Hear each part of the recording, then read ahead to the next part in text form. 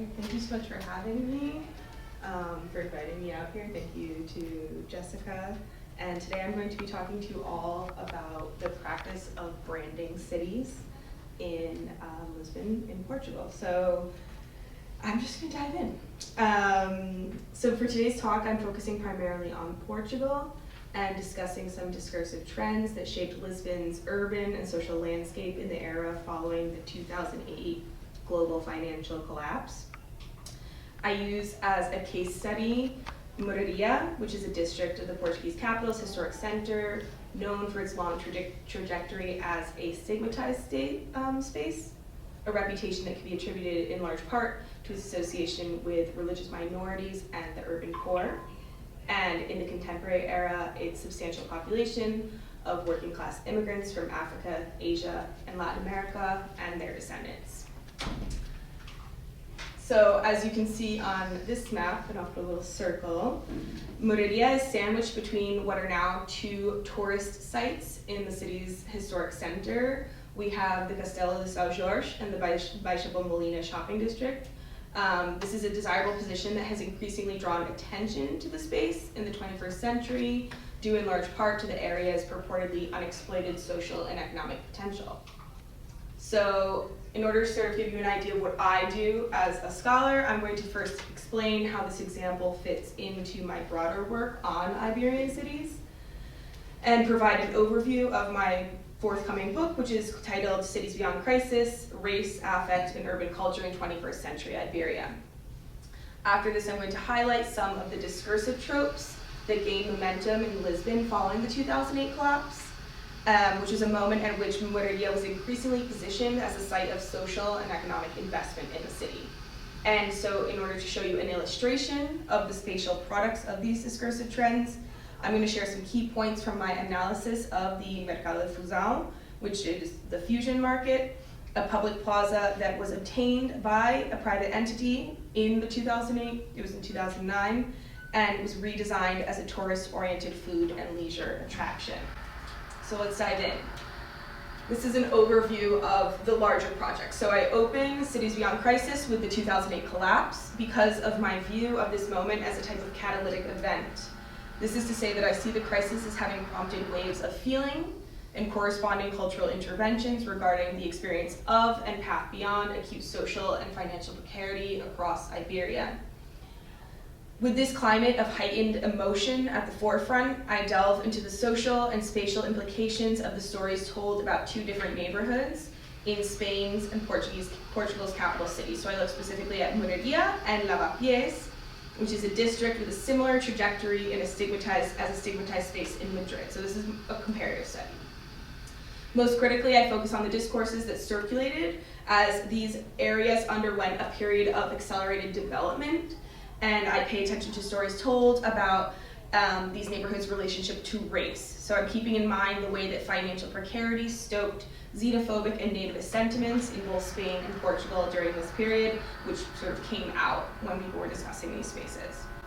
So I consider how racial thinking informed both dominant and also oppositional views regarding the form and function of these areas, interrogating how different stakeholders express their visions for a more workable urban landscape through mediums including text, visual, and embodied culture. So you could categorize this as a cultural studies project or an urban cultural studies project. So the urban evolution of spaces like Lavapiés and Mouraria is most often assessed through the lens of gentrification, which is a term coined by sociologist Ruth Glass to describe the process wherein the character of an urban environment shifts due to an influx of affluent residents and businesses. And while gentrification is clearly a dimension of how these districts evolved during the post-crisis era, I view it as a symptom of a more complex network of interests and investment that was guided by the stories told about these cities. In this assertion, I follow the logic of anthropologist Sharon Zuckin, who argues that explaining away the upscaling of neighborhoods as simply gentrification, quote, minimizes and oversimplifies the collective investment that is at stake in these processes of urban change. She advocates for a closer look at the organized effort between agents in the production of the city, which include real estate developers, the public and private sectors, and community organizations that turn once derelict areas, and again I quote, to gold. So this closer look, I find, reveals the range of what are effective attachments and aspirations informing the production of spaces like lavapiés and Mouraria as viable consumer spaces. So one of my primary arguments in this book is that the increased promotion and corresponding development of these neighborhoods after 2008 was intimately bound to a superficial reworking of ongoing points of tension, including racial and religious plurality, and each area's long association with the working poor as positive social, and therefore by extension, monetary values. Here I keep in mind Sarah Ahmed's argument that one may obscure injustice by pointing to it as the origin of a good feeling. In Ahmed's example specifically, she takes on the fantasy of the happy housewife, which she argues, quote, conceals the signs of domestic labor under the sign of happiness, end quote. I find that this discursive practice of obscuring injustice by reframing it as a source of happiness extends well beyond the domestic sphere studied by Ahmed. It's evident in the case of these two neighborhoods in the way that points of conflict were increasingly repositioned as aesthetic categories, the repetition of which cultivated a marketable brand for both lavapiés and Mouraria. So here I'm going to show as an example in the next slide a clip from 2017 by Athena Advisors, which is a housing agency, and in the clip they are promoting sales in the neighborhood. And I'm showing this because it really captures the pillars of the brand that I sort of interrogate in the larger project. That were reinforced through different digital, visual, and textual forms. So this is just one example of the narratives that we see about this neighborhood. We're just going to watch about a minute and a half.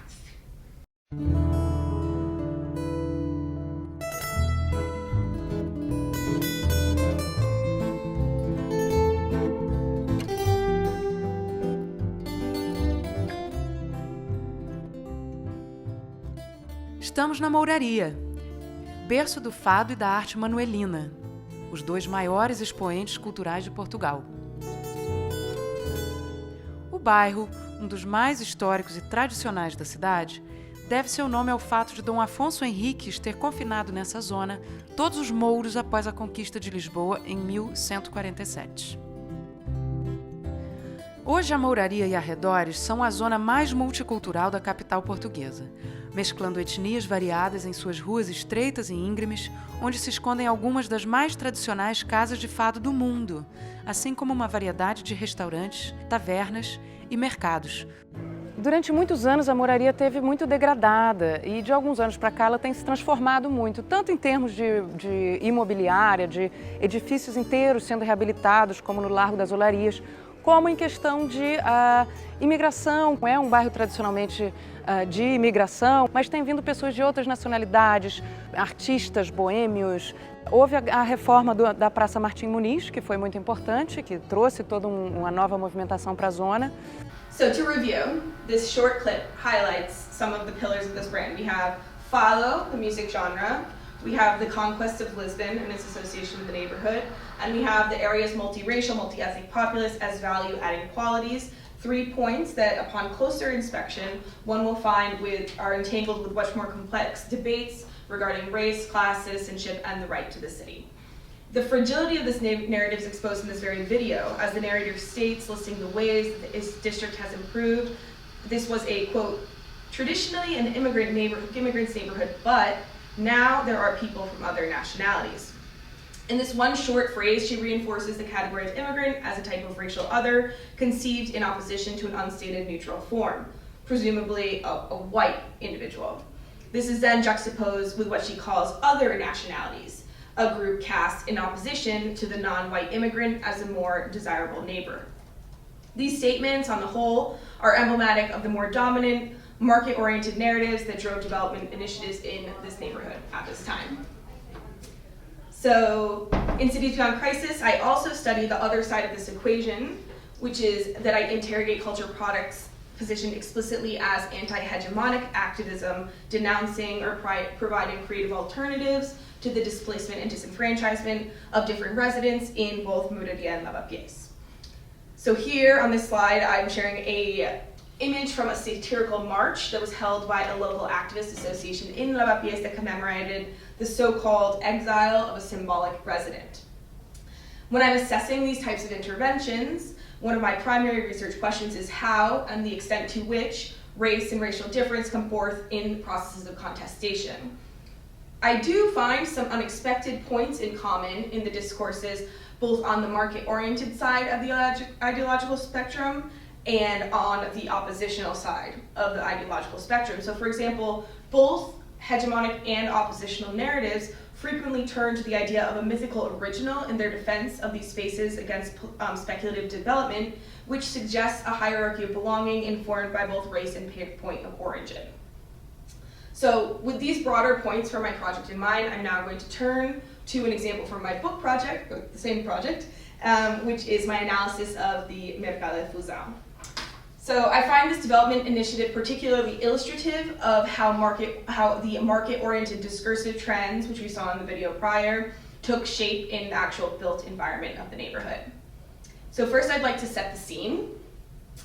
This is the Praça Martim Moniz, which we see circled in blue on the map. It's named in reference to the legend of a Christian knight said to have facilitated the siege of Lisbon in 1147.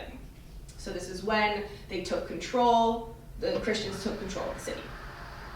It is situated on the far edge of the neighborhood, which is to the bottom of the screen, adjacent to the terminus for the Elétrico 28, which is a trolley commonly taken by tourists through some of the city's most well-known attractions: the Steep Hills of Graça, the winding streets of Alfama, the bustling Praça do Comércio, and Chiado, a popular shopping and nightlife district.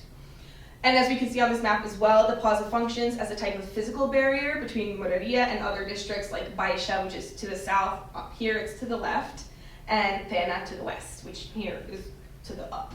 In fact, Martim Moniz was first incorporated into Lisbon's urban fabric because of urban plans enacted by the Estado Novo, which was the authoritarian regime that ruled Portugal from 1933 until its dissolution in 1974. During this period, the state elected to raise a broad expanse of Mouraria's lower district, the Baixa, justifying the decision as a necessary part of efforts to beautify and thus modernize the city. This is documented in text from the era, where they describe Mouraria as, and here I'm quoting my English translation, a neighborhood of clumsy and old buildings that has no place in the city center. Yet, as the paved-over demolition zone, known as the Largo Martim Moniz, remained vacant for years, it would prompt debates regarding a more appropriate use for such a space, cementing its reputation as one of Lisbon's terrain vague.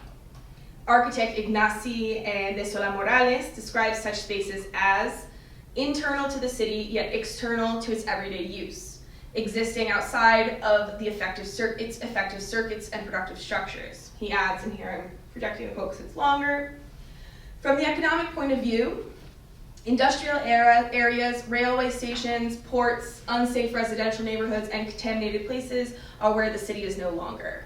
Unincorporated margins, interior islands, void of activity, oversights, these are simply uninhabited, unsafe, unproductive. And here we see the Largo before it became a plaza. As Sola Morales stresses, terrain vague exists on the margin, either spatial or conceptual, because of their perceived lack of social and economic productivity. So to this end, industrial districts and contaminated spaces, which are largely devoid of human life, are frequently grouped together with unsafe or even just undesirable residential districts for a litany of reasons. And these places are in fact inhabited, but they're grouped together because they both exist outside of the so-called productive structures that give the city its desired form, according to, depends on who. In the case of Martim Moniz, it wasn't until 1997, as Lisbon prepared to host the Expo 98 World's Fair, that the area would undergo a comprehensive redesign and be reborn as a plaza. These renovations would also set a precedent for expressing the space's utility in terms of its relationship to cultural heritage, demonstrated in this instance through additions like the fountain set on the southernmost portion of the plaza, which we can see here. This installation was designed as a stylized fortress wall, decorated with helmets, a grate in the shape of a crossbow, and so giving form to the foundational myth of Martim Moniz the Knight. In another more explicit appeal to the city's expected visitors at the time, the government added 44 steel kiosks to the center portion of the plaza, which were meant to house vendors specializing in regional articles, antiques, and artisanal goods. And so while the intervention sought to incorporate the plaza into the city's tourist and leisure infrastructure, the kiosks failed to draw significant consumer traffic and gradually shuttered in the years following the event. By late 2000, which was around the time of the crisis, the government had already transferred many of the Expo 98 installations to other parts of the city, and the area's use would remain largely unregulated for almost a decade, until the crisis set in motion a renewed wave of interest in the site's unexploited value. So this redesign that arose in 2008, more or less, 2009, was not attached to a single event like decades prior. Instead, it was couched within a broader push inspired by the resilience of Lisbon's tourism and leisure industries after the economic downturn to position the city as a booming cultural hub for the 21st century. So this specific facelift was one of many initiatives outlined, the specific facelift being the plaza, was one of the many initiatives outlined in the Mouraria Action Plan, which is a rehabilitation scheme unveiled in 2009, focusing largely on urban image, patrimonial value, and the creation of appealing leisure spaces as standards for development. Accordingly, plans were set in motion to reimagine public spaces like this plaza in terms of their creative and commercial appeal. A contract to redesign the space was awarded to NCS Produções, which is a company that had already proven itself an effective industry partner for the municipal government in terms of this type of initiative. From now on, I'll just call it NCS. The company, NCS, founded by José Rebelo Pinto in 2004, had developed a broad portfolio in music and entertainment. They organized concerts and events in another rapidly evolving district, Caixo Sodré. They also mounted the Out Jazz Music Festival in parks across the city, and they set up shop in the LX Factory, which is an abandoned manufacturing complex in Alcântara that was redesigned in 2008 as a creative hub for art exhibits, restaurants, stores, workshops, and offices. So overall, Rebelo Pinto's entrepreneurial model fit well into the prevailing trend of instrumentalizing culture as a conduit to shaping the use and form of different urban environments. While the more permanent installation in Martí Moniz departed from the group's usual ephemeral events, he would later explain his motives for the project in an interview with lifestyle publication Look Mag. And here I'm going to project the Portuguese quotes and read my English translations. He said, "The Martí Moniz Plaza came to be at a time that I was thinking about doing charity work. Keeping in mind that the plaza was abandoned and there were a series of immigrant communities that were being forgotten by our city, I decided that the Mercado Fusão was the fusion market was my humanitarian project. The idea was to return the Martí Moniz Plaza to the city with a project that sought the social reintegration of local communities." Rebelo Pinto's emphasis on Martí Moniz as abandoned and the surrounding communities as forgotten exemplifies the ongoing view of both the plaza and surrounding area as terrain vague in the city center. Accordingly, these statements cast the conversion of this space into a market as a type of humanitarian, explicitly said humanitarian initiative, with the entrepreneur and his company as charitable figures rather than industry stakeholders. And even if one is to take him at his word that his objective was to return the plaza to Mouraria, it's necessary to note that his company developed their plan without dialogue with or input from the local community. We can also contrast these claims with another overview of the project that he shared in a different lifestyle magazine, Lux Good. There, he explained, "I want to transform the plaza into a creative hub. I want to bring chefs, restaurants, hostels, creative offices. I want to bring young creative people from the world of fashion, design, to open offices in the shopping malls here. I want to bring new blood, groups of young and urban people from Bairro Alto, Chiado, Caixo Sodré." These are also positive statements when taking at face value. He seeks to infuse the district with life through cultural capital and envisions a ripple effect through which the Mercado would catalyze a wave of interventions at the behest of the creative industries.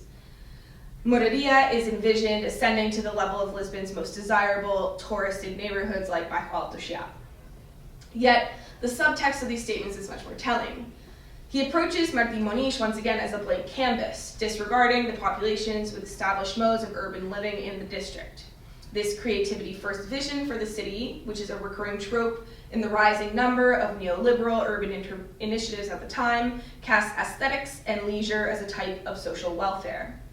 In turn, trending tastes and archetypes like new blood, young, creative people, and urban people guide the production of spaces like the Mercado rather than the neighborhood's systemically underserved populations that inspire and purportedly benefit from the intervention.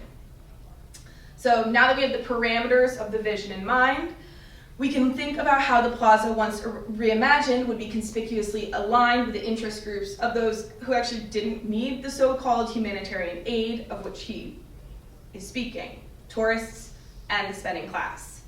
The so-called forgotten immigrants, as we will soon see, in the entire production of the initiative were largely invoked only to the extent to which they validated the theming of the space as a cultural fusion market. And in fact, Mouraria's repositioning as a creative hub to which the entrepreneur aspires here would evolve to the detriment of these same individuals due to the lack of institutional protections ensuring that such groups could remain in place. So let's look now at how this intervention came to fruition. The company, NCS, received a contract from the municipal government to manage 2/3 of the public square for a period of 16 years. So this is the example neoliberal initiative where the government allows a private entity to take over control of the management of a public holding. According to this agreement, they would be charged with responsibilities including sanitation services, maintenance, security, and programming for whatever initiative they would do, and also a €5,000 monthly rate to the government. The market debuted in 2012. It was made up of 10 food and drink kiosks, a 300-seat terrace, and a weekend fair offering goods from neighborhoods like Bairro Alto, Baixa, and Mouraria itself. So in addition to this offering, the group planned to schedule frequent events, including concerts, film screenings, and festivals.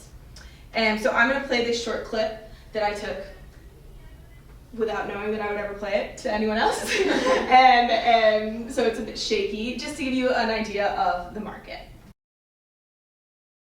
So this gives you sort of a feel for what this space looked like, felt like, the sounds, the fact that they have this music playing, the vibe they were going for.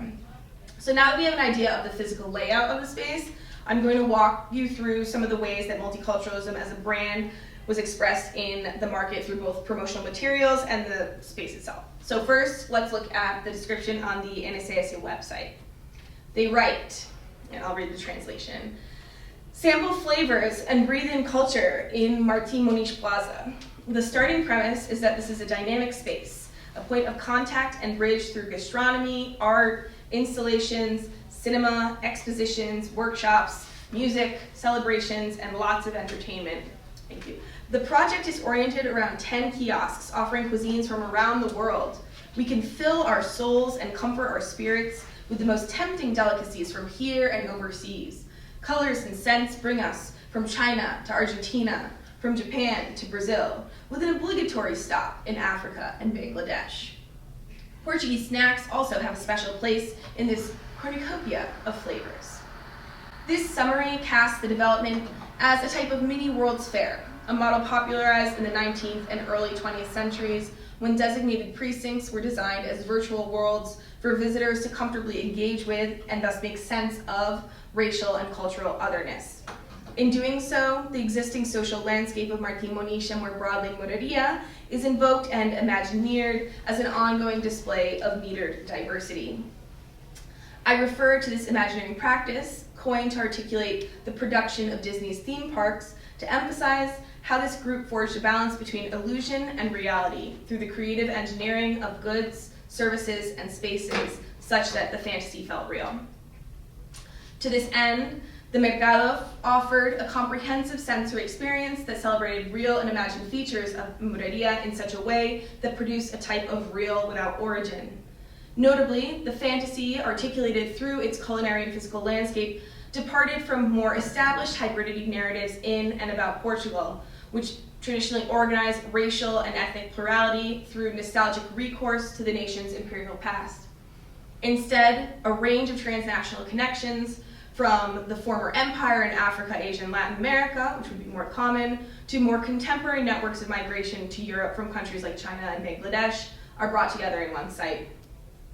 Here I'd like us to consider in contrast the Expo 98, which commemorated the anniversary of Vasco da Gama's voyage to the Americas and Portugal's empire explicitly. It was a commemoration of this. Strategically, through commemoration eclipsing the violence of colonial expansion by celebrating the intrepid spirit of the Portuguese people. In a more contemporary narrative of the discourses that sort of predate what we're seeing in the Mercado Fusão, we can look at the range of events oriented around the theme of lusofonia, which is a post-colonial discourse of cultural bonds forged through linguistic connections. This trope, Daniel Silva argues, obscures, and I quote, how whiteness is built and claimed through imperial extraction, exploitation, expropriation, and genocide. And it does this through this celebratory feeling in all cases. While both narrative tendencies are violent in their own right, they are concretely situated in Portugal's history of maritime expansion through conquest. The Mercado, in contrast, is indicative of a contemporary extension of this framework that copes with new types of plurality beyond the repercussions of the Portuguese colonial project by celebrating this neighborhood and the plaza more specifically as a hub for intercultural exchange in a manner increasingly detached from a specific historic context. Indeed, it builds on the legacy of these paternalistic discourses that we see in Expo 98 or in this type of festival that position miscegenation as integral to a distinct Portuguese character, while also forging new, ahistorical relationships born of market interests that situate the Portuguese within an aspirational vision of globalized modernity. So now I'm going to just show you some of the market kiosks to shed further light on how they're mobilizing this sort of like globalized modernity discourse in the offer itself that people could engage with in this space. Here it's important to note that proprietors were only awarded 1 year-long contract at a rate of 1,500 euros a month, so there was frequent turnover in the businesses operating the market. NCS evaluated proposals based on 3 primary criteria. 1, if the project was considered unique, if the concept was aesthetically appealing, and if the country was not yet represented in the market. This last standard echoed a decision taken by Lisbon's municipal government years prior when they rejected Mouraria's Chinese Business Association's proposal to redesign Martim Moniz as a type of Chinatown. At the time, the government argued that doing so would contribute to the perception that the area was, quote, controlled by the Chinese. This fear of ceding the city to a specific interest group may be attributed to the racially motivated perception of these populations and immigrants more broadly as increasingly encroaching on Portuguese society. And again, here I'd like to return to the idea of the type of immigrant that was being invoked in that first video that we saw. So in contrast, in the Mercado Fusão, NCS exercised its power as a private entity to control the perception, organization, and presentation of plurality in an ostensibly public space, keeping it at a level determined by them to be desirable. So now we're going to look at some of the names and descriptions published by this group on their website. And as I go over this list, I encourage you to keep in mind the selection parameters that we just reviewed, which are unique, aesthetically appealing, and no duplicates. So this is from 2013, which is one of the first groups. We have Fusion by Miriato Pa, which is described as fusion food and cocktails, a true melange of world flavors. I guess you can't see it that well. Here we go. Apreta, which is a, quote, tropical kiosk with whiffs of Africa. Kebab Ali House, where they say Ali's famous samosas are irresistible. We have 2 different Asian stands, BBQMM and BBTMX, one of which is said to offer strange flavors in Lisbon, like shellfish Korean pancakes, and the other is described as Asia in Martim Moniz. The Botequim is inspired by Rio de Janeiro's beach kiosks. Wasabi, which they say is for lovers of delicacies from the land of the setting sun. Erva, health food. Just health food. Chico Esperto, which offers Portuguese snacks. And El Cartel, where they write South American flavors. Be careful, don't come armed. So that's that. Sorry, I try not to have too many opinions when I'm presenting this. we'll talk about it. By and large, these descriptions demonstrate, we're seeing this like, what? These descriptions demonstrate a recourse to cultural stereotypes, evidently, including couching South America in relation to violence and drug trafficking, and emphasizing the strangeness of Asian food. Moreover, some kiosks like Erva are detached entirely from a geographic point of origin, further signaling the ambivalent commitment to developing the market as an extension of the communities it purported to represent. Evidently, the entrepreneurial vision and judgment calls regarding which cultures and cuisines were most aesthetically appealing superseded the party line that the project would, quote, reintegrate the surrounding community in this space. And in fact, only one establishment of this list, because the first list was a lot more local residents who had brought their ideas to the company. Only one of them continued to renew their contract.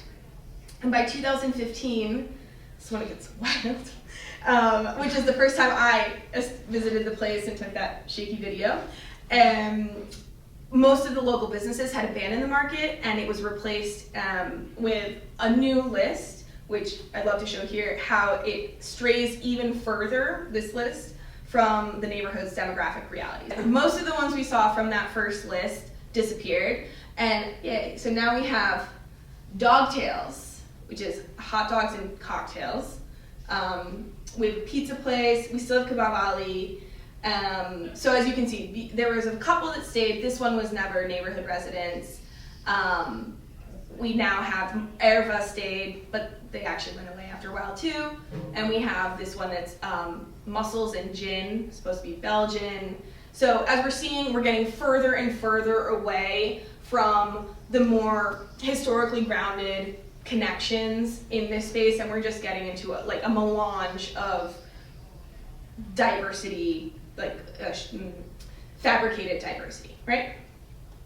So, next, I'd like to draw your attention to another decision on the part of this group, which was to nickname the plaza the Dragon Square. Another detail that further illustrated the practice of invoking the neighborhood's racialized populations to the extent that they served as aesthetic objects. In this specific instance, they took advantage of the fact that the debut of the Mercado Fusão coincided with the Year of the Dragon on the Chinese lunar calendar. This explicit commemoration of the Chinese tradition, to an extent, seemed to step away from the xenophobic anxieties regarding the large concentration of Chinese-run businesses adjacent to this plaza that had influenced both its management and policing in past decades. At the same time, these feelings were certainly alleviated by the fact that the plan was executed at the behest of a company run by white Portuguese nationals who could measure the extent to which the space was articulated as a Chinese place. In fact, this is returning to Rebelo Pinto, he himself had expressed concerns about the Chinese population staking a claim to historic buildings in Lisbon, like the Piolho cinemas, which are flea cinemas, a term used to refer to the theaters popular with Lisbon's working classes in the early 20th century. In the same interview where he had described the Mercado as a humanitarian initiative, he shared, "The plaza was in bad shape. No one wanted it. Since I am always on the lookout, I took it on. I wanted to give it back to the Lisboners it belongs to. I want to make this an authentic space. It was painful to watch an old cinema and become Chinese. Piolho become Chinese. The Imperio, Lisbon's theater. It doesn't make sense. All this is ours. It is part of our history, and it needs to be reintegrated in this city." He's cool. In these statements, Rebelo Pinto expresses anxiety regarding the ownership of and use of historic buildings in and beyond the Mouraria district, lamenting the perceived loss of two cinemas that had not functioned as such since well before the turn of the 21st century, when they were purchased by foreign investors. He criticizes how these investors had repurposed spaces that even in the era of their peak use had been stigmatized due to their association with the working poor, cultivating the sense of an urban conquest and subsequent loss of a romantic notion of traditional modes of life at the behest of a racially other invader. The R invoked and defended by Rebelo Pinto in his reflection is positioned in opposition to this outsider, reinforcing the racial limits to belonging in this vision of Portuguese society. Additionally, these sentiments contribute to the sense that racial plurality is encroaching on the city's purported authenticity, which The entrepreneur would then go on to contradict in his proposed celebration of multiculturalism in the Mercado Fusão project. The decision to center racial and ethnic difference, a point of anxiety and resistance, might seem contradictory at surface level, but its logic runs deeper than representation. Through the Mercado Fusão project, this company could mitigate the expression of otherness in Martin Moniz, limiting, therefore, the autonomy of this other to shape such a space. And so accordingly, Chineseness would be invoked, like in the other cases, as a type of aesthetic object. In addition to the single food stand permitted according to the company's selection parameters, they gave form to the Dragon moniker by erecting a small DJ booth emblazoned with the nickname, adding a few Mandarin translations to signage across the market, and unveiling a large dragon sculpture made of cell phone and computer parts at the center of the plaza, which weaved around a water feature. This handful of cultural signifiers together served as decor in a landscape otherwise disengaged from Mouraria's Chinese community. Ruth Meyer, who studies the Chinatowns of the United States and Europe as sites of myth and transnational urbanisms, argues that the reduction of such precincts to this type of representation underestimates, quote, the extent of agency and self-determination in the daily lives of Chinese expatriates and migrants, end quote. The Dragon Square nickname and its accompanying spatial counterparts were precisely this reduction she warns of in action. As a point of comparison, we may juxtapose this display of Chineseness in the landscape of this plaza with the restaurants that had popped up in the years prior on Rue de Ben Formoso, which is just north of Martin Moniz.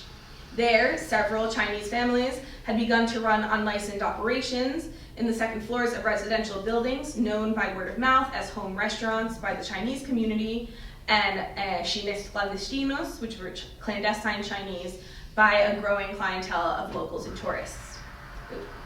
These establishments had at first catered primarily to the substantial number of Chinese workers in the area, offering non-Westernized dishes for their patrons. But as knowledge of the restaurant spread as an open culinary secret, locals and tourists flocked to Ben Formoso, attracted by the eatery's secretive nature and eager to sample regional cuisines.